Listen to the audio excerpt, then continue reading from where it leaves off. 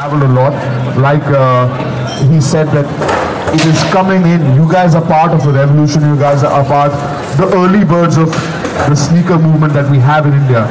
And I've seen, about 15 years ago when I used to wear any kind of sneaker, I was on some shows in MTV. People would say, where do you get them from? अरे ये कहाँ से लाए? वो कहाँ से लाए? Because I had the privilege and I was lucky enough to travel and to pick up sneakers from wherever I could because I was doing those kind of shows. But now, the shoe that launches in the US launches here. The shoe that hasn't even launched in the US, only launched in Japan, has also launched here, right? Which means that the biggest companies in the world that make sneakers are looking at us as one of the most emerging sneaker markets, not consumer markets. ये नहीं कि ये सामान खरीदने वाले हैं, ये कि ये लोग sneakers के बारे में passionate हैं. They want those 10 sneakers that were launched were bought within a minute. That's called sneaker culture. Why are those people buying those? Not because they are the in thing. It's not about fashion. It's what you resonate with, what you relate to. So that is what I think. What sneakers does is gets a lot of people from different walks of life together, which is what this is Exhibit A. Look at this. All people from different walks of life who express themselves differently are here. According to me, sneakers also tell a story. Everybody should. I like the fact that you're wearing your sneakers that are so colorful. I know that you can take risks. I know that you're a happy person. Fair enough. Right? Fair enough. A sneaker tells a lot of things. If I'm wearing these or if I'm wearing Patrick Ewing's, you know that I know about basketball. Nobody who doesn't know about basketball will never wear Patrick Ewing's. They don't know who he is. Right? That is what, so I like the passion with which people collect sneakers. I like that it is not just a thing you bought. Oh, this is very cool, let me buy it. That guy is not a sneakerhead. That girl is not a sneakerhead. When I get out, my outfit is decided with the sneakers that I wear. I get up and I have a choice. So it takes about 10 to 15 minutes for me to think. There is an app that I go to, which is my own app. I'm like, which shoe have I not worn for the last 2 months? Then there's people from the Matrix call me, Are you haven't worn. So then I say, okay, I'm wearing this sneaker. It comes out. It's in a box because, and then I'm like, okay, what goes with this? And eventually, people around me, first they are, this is a fad, you just like buy sneakers, you spend a lot of money. And now my wife, my parents, everybody's recognized that this is a passion, it's a culture. And all of them are part of it. Now my wife started buying sneakers, that's a problem because then I have less money to buy. But hopefully if I know the right people, I get my So the bandwagon has gotten bigger even at home. Yeah. I've influenced a lot of people, man. Like, I don't know if anybody saw that, but a lot of people around me start buying sneakers. They go crazy. Like, I went to the US right now with my brother. I'm buying the ones that I want, that have to be part of the collection. He's just buying sneakers. He bought 15 pairs. It's crazy. Sounds good. Yeah, it's amazing. I know that there's a lot of people here that would like to be able to walk into Flight Club or something like that and go ahead and buy 20 pairs. I was at Flight Club. There you go. So that's the interesting part actually, Rohan, coming to you. You're talking about how basically everybody over here is an early adopter in the sneaker revolution and the sneaker culture in India. From the corporate side of things, somebody that represents the numbers, do the numbers add up? Is the economics of sneaker culture viable? Let me be clear with you. I don't represent the numbers. He actually represents the culture. I don't represent the numbers, guys. I come from a family that has been involved in fashion for the last 30 years. We started India's first sportswear company called Proline. And that business has evolved into us getting into fashion and footwear in a big way. I'm the first guy in my family to do footwear. Everyone else in my family is an apparel person. So when I started working, I started working in a footwear factory. And my journey and love for shoes has started from there. So for me, it's not about the numbers.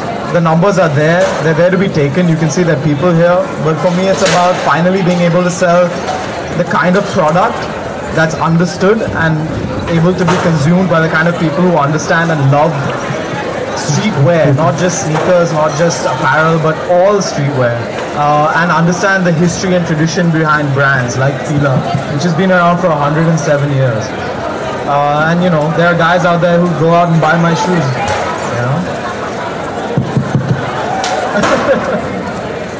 Tell them the secret. Tell them the secret. The secret. Okay. So we're gonna be working together. So in a few months, you'll be seeing a collaboration between Fila and Ranvijay. We're gonna be dropping 2 special lines. So I look forward to you guys buying some of these products, because let me tell you, this guy is a very tough guy to deal with when it comes to making footwear, because he knows his stuff. So it's taken a long time to get there, but the product is phenomenal. We're launching 2 lines. Stay tuned. You may have noticed some stuff happening recently, but yeah, it's going to be a big year for us. So it is actually tougher to design a sneaker for somebody that does know their sneakers than not, is what you're saying. You would never design a sneaker for someone who doesn't know their sneakers. Oh, I'm not so sure about that. There have been a couple of sneakers designed for people that have no clue about sneakers. Not in my brand. But not in your one, for sure. I'm glad to see that. I want to just shout out to Abdin there, the guy who's just looking there. Yeah, Abdin. He's part of the core team. He's a designer. I did chew his brains because I know about sneakers, but the whole process was easy because we had the right team. What is very important for us is that a lot of these sneakers that are collectibles are out of somebody's pocket reach also. Sometimes they're very expensive. That's exactly what I was coming to next, Yeah. actually. Has it come to the point where the hype behind sneakers, not necessarily limited edition, but even otherwise, and limited edition, by the way, doesn't necessarily mean there are 500 pairs. Limited edition can sometimes mean there are 200,000, there's 300,000 pairs across the planet, and they're still hard to get. That's funny. It's limited to only 500,000 pairs. 500,000 people. Are there? But limited. Yeah, across the globe. Has this hype superseded the sort of love for sneakerheads that are actually trying to get their hands on sneakers, because it's become a tradable commodity essentially now? He has more of an insight because he's been in India only for 9 months, so he has the global kind of say on it. I've seen that in India, price really matters in India, not just for sneakers, for anything, for the bike that the family is getting, for the car they're getting, for the house they're getting.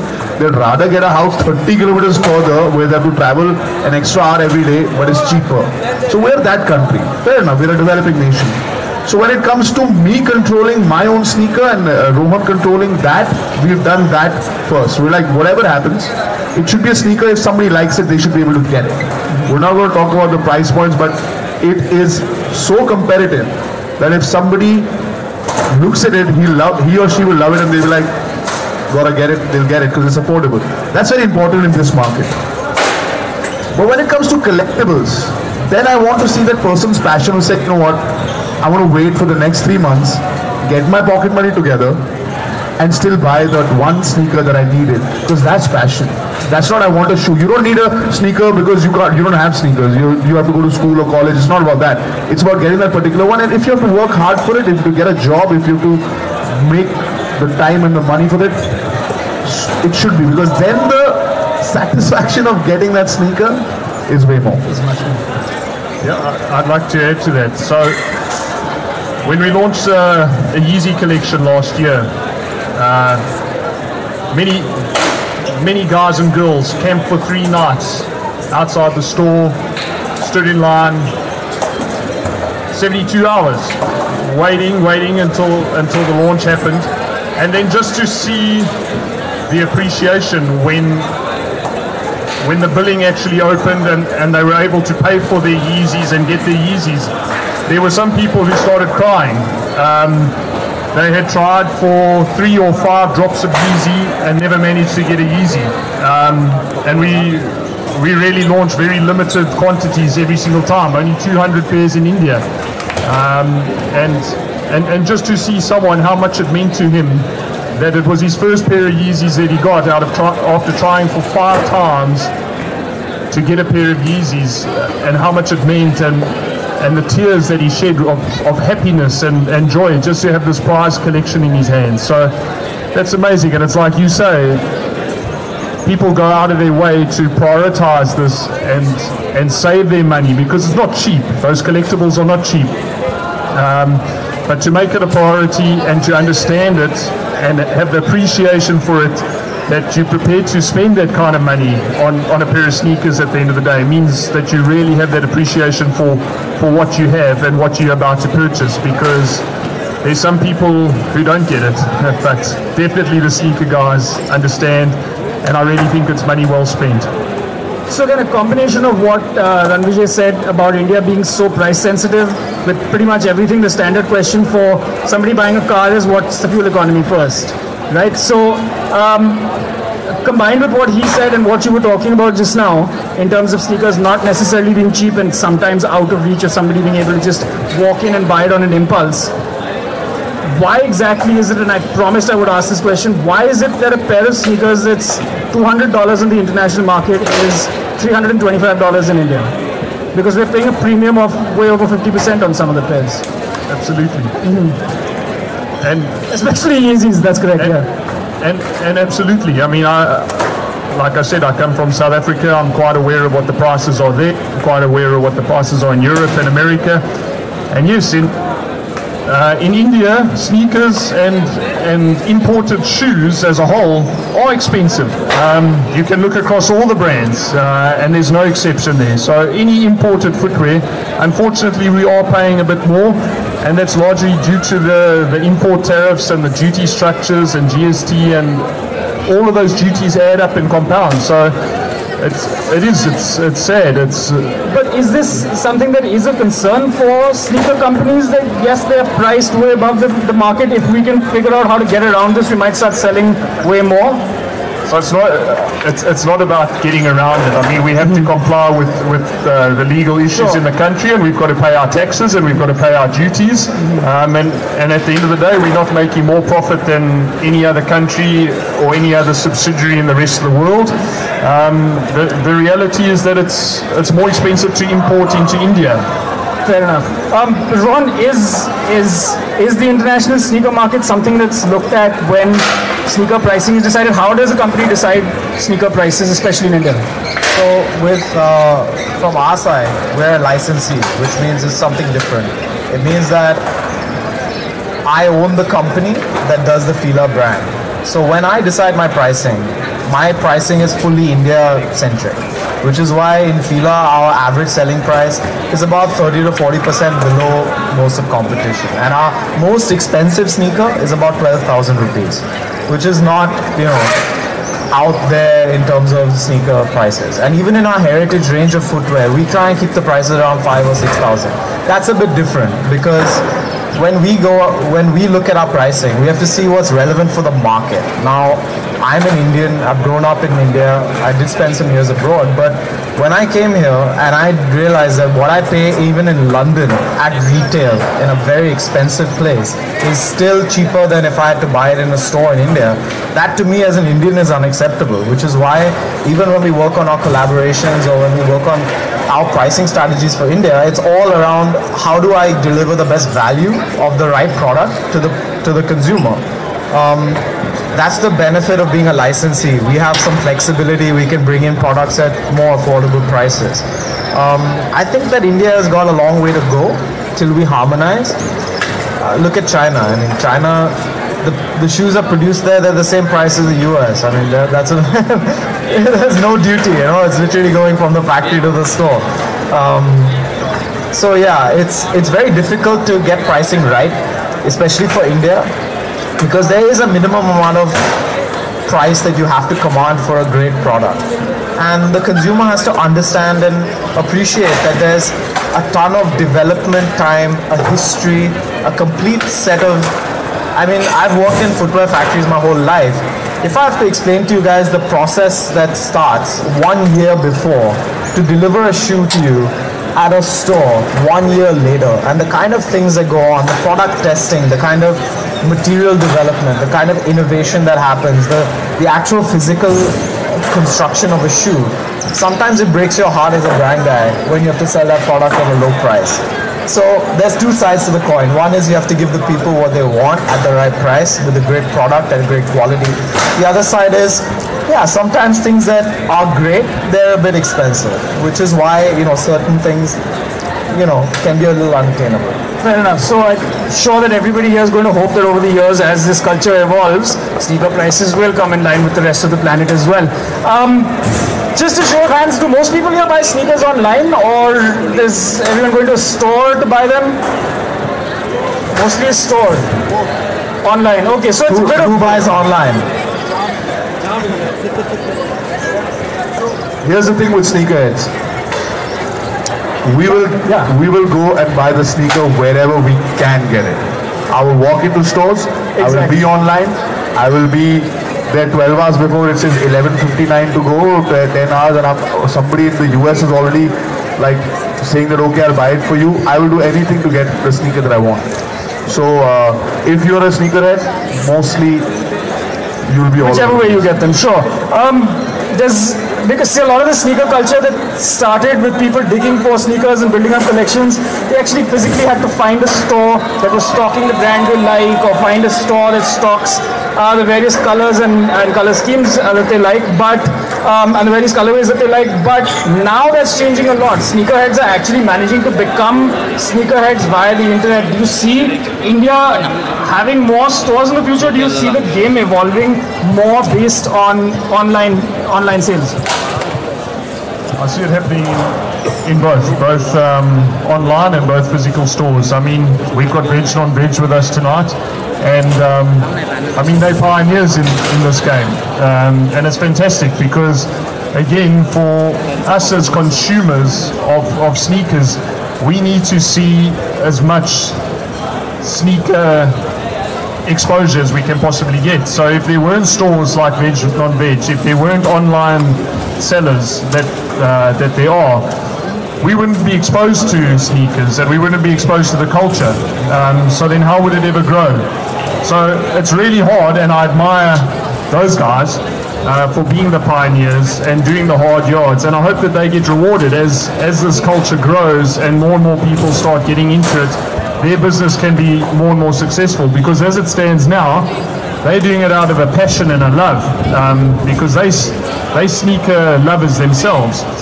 So it's not a big commercial game for them right now, and that's not the intention at all. Their intention is to share their love and their expression for sneakers with all of us, and that's what they're doing. They're sharing their love of sneakers.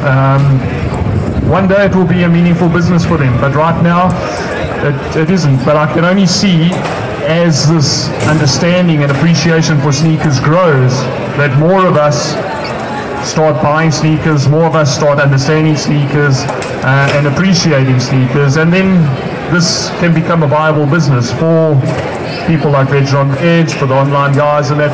So definitely, we're in the infinite stages right now. I mean, if I compare it again to other countries in the world, we still a couple of years behind, but I can definitely see, and we have the population here in India as well, so give it another 2-3 years and I can see this being a meaningful industry to the sellers of sneakers, be it online or be it physical stores. Fingers crossed, we're all hoping for that. Again, it's interesting that you mentioned multi-brand retail actually helping bring more exposure to the market, both for consumers and for producers as well. But what exactly is the apparel sort of thing? And I'm going to go to Rohan for that one actually, because your family's been in apparel for so long. Is there a catch-up game involved yet? Does apparel have to catch up with sneaker culture in terms of it being as exclusive as whatever, an anti-social social club or Supreme coming to take notice of here? How far are we off from the apparel game internationally? Just looking around today, I don't think we're very far. I spotted some guys wearing some heavy stuff, and from the point of view of apparel, everyone thinks in sportswear, footwear first. Every great sportswear brand has been built on footwear, except Fila, which was for 30 years built on a polo shirt, the Beyond Bob polo, the DB1. But in terms of apparel as part of sneaker culture, I think that in India, you're definitely going to have that catch-up. It's going to take time. You need retailers. Even a pioneer like Veg on Veg today is primarily focused around footwear. There is a space in the market for it. There are a lot of cool things that are being dropped globally that are not available here. I'm wearing one of them. We dropped a collaboration with Gosha Ruchinsky a couple of years ago, Comme des Garçons. It wasn't available in India. So for me, being from an apparel background as well as being a footwear guy, for me it's really easy to sell shoes, but it's really difficult to sell apparel. I think there's a bit of a time to go before we get there. But you know, Mintra Sneaker Club is launched. They're selling a lot of shoes. We are able to sell out a limited edition bubbles in like 15 seconds online, which is crazy. So I don't see the day where I can sell a, you know, Fila X somebody in like a few minutes or a few seconds in the future. I don't think that's very far away. Okay, that's good to hear then, because then the apparel game certainly is. I mean, I totally agree with you that there's a lot of people here wearing some seriously heavy merchandise today. But yeah, the apparel game does have a little way off to go. Is that something that a big sportswear brand is also focused on a lot? Is it more the sneaker growth, or is it a combination of both? It's sort of symbiotic at all? No, absolutely. You can't divorce the two from each other. I mean, the apparel goes hand in hand with the footwear. Yes, it's a harder sell, for sure, but our apparel lines, and I mean, they're complementary, and even when it comes to NMDs, EQTs, and even Yeezy now, there's a complementary apparel line that goes with all of those footwear collections. So we're all trying. I mean, the range is beautiful, but we also understand the limitations of apparel, and there's a lot of scope for apparel out there. But it's coming. It's coming. So coming to that, I mean, you mentioned earlier that you had done the collaboration a couple of years ago.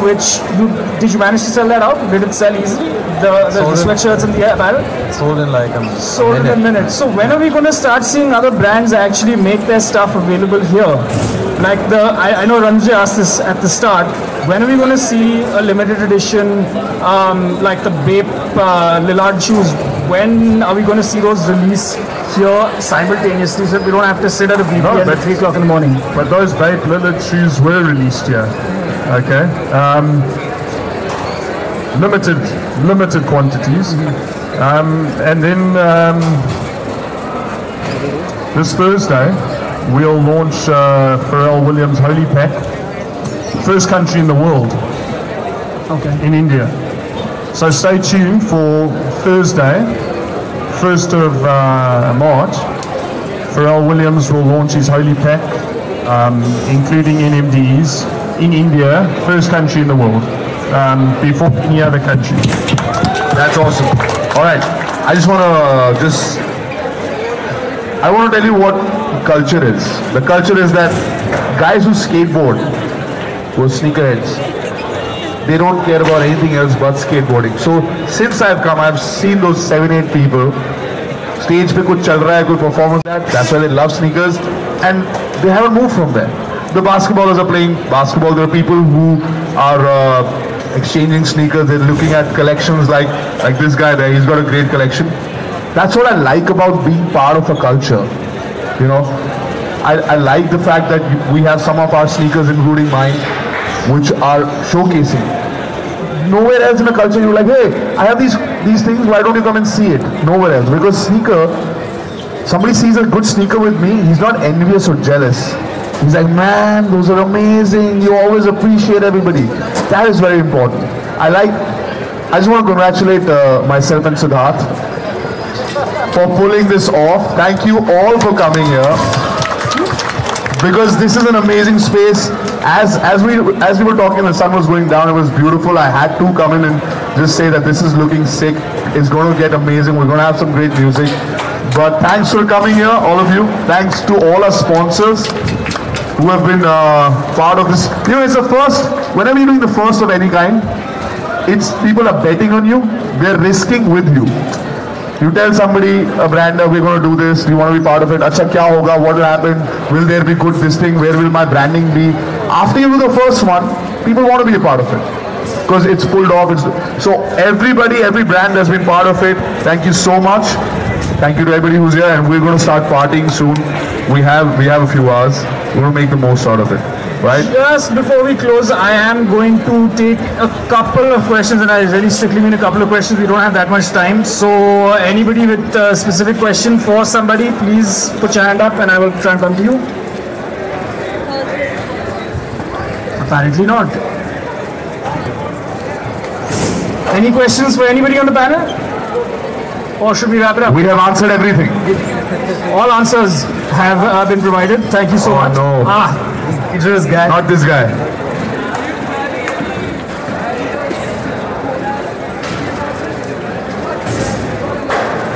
Well, I'm taken by Fila, so... For veg, non-veg, ex-Fila So coming his in May. question, for those of you who didn't hear it, is: are there any collaborations that any brands are looking at doing with Indian artists or Indian influencers or Indian personalities? We never disclose that at this stage, so all I can say is watch the space. Shah Rukh Khan Adidas coming up. I'm going to be shameless. We're going to be dropping a Mind Blower 95 reissue with veg, non-veg in a few months. Sweet. Yeah. Have a big clap for that. That's Awesome. fantastic. Guys, enjoy the space. I love the fact that everybody's got this space. Have you checked out everything here? The doodling on the sneakers, that's amazing. Lots of customization is happening. I also like the tags, the Royal Enfield tags. What do you have to say about the venue? What do you have to say about, okay, we've got about the sneaker culture. Is that okay if I cut in? Yeah, you know, it's in my DNA to be a host. I have to stop myself from doing what he's doing. And I didn't get paid for this, so that's why I was like, what do you think of the festival? I think the festival is great. I think the venue is great. A little bit grungy, authentic, real, and just down to earth. And that's what we are, sneaker lovers. It's nothing put on. It's nothing fake. It's very, very real and authentic. And I love it to bits. It's top draw. Yeah, I think from me as well. This is really cool. It's surpassed all expectations that I have. And I'll be walking around. Would love to catch up with some of you guys and talk about shoes. Awesome. Pick their brains. You'll see them. They'll be here chilling. And any questions you have, you can do one-on-one when they're walking around chilling. All right. Are we good? Yep, we are good. Answers and no questions. Thank you so much. And have a good time for the rest of the evening. We've got another dance performance coming up and some music after that. So stick around. Most